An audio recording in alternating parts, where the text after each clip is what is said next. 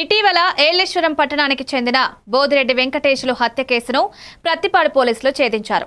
ఈ కేసులో ముద్యారి వల్లూరి రాజా రమేష్ అనే వ్యక్తిని పోలీసులు అరెస్ట్ చేశారు. ఈ విషయమై ఏలేశ్వరం పోలీస్ స్టేషన్లో ఏర్పాటు చేసిన సమావేశంలో డీఎస్పీ శ్రీహరిరాజు మీడియాతో మాట్లాడుతూ మృతుడు వెంకటేశులు, నిందితుడు రాజా రమేష్ ఇద్దరూ కోడిపందాల జూద క్రీడలకు కలిసి వెళ్లేవారని, వారి మధ్య ఆర్థిక లావాదేవీలు జరిగాయని తెలిపారు. కోడిపందాల్లో భారీగా నష్టం వచ్చిన తర్వాత రాజా రమేష్ వెంకటేశులకి సుమారు 10 లక్షల రూపాయలు అప్పుగా తీసుకున్నాడు.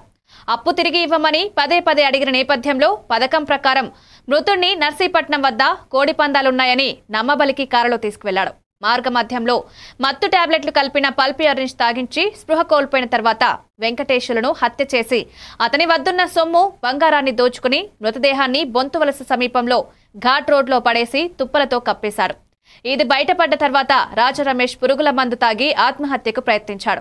కుటుంబ సభ్యులు అతన్ని ఆసుపత్రికి తరలించగా కోలుకున్న తర్వాత సర్కిల్ ఇన్స్పెక్టర్ సూర్యాప్పారావు కేసును విచారించి నిందితుడిని కోర్టుకి హాజరుపరచనున్నట్లు డీఎస్పీ తెలిపారు. కాకినాడ జిల్లా ఏలేశ్వరం సంబంధించి ఏలేశ్వరం పోలీస్ స్టేషన్లో అక్టోబర్ 4వ తారీఖున, ఈ నెల 4వ తారీఖున ఒక రిపోర్ట్ వచ్చిందండి. ఆ రిపోర్ట్ ప్రకారం ఏంటంటే బోదిరెడ్డి వెంకటేశ్వర్లు అనే ఆసామి మిస్ అయ్యారని చెప్పేసి వాళ్ళ అబ్బాయి ఆంజనేయులు మనకు రిపోర్ట్ ఇచ్చారు. ఇది మ్యాన్ మిస్సింగ్ కేసు కింద రిజిస్టర్ చేసాం.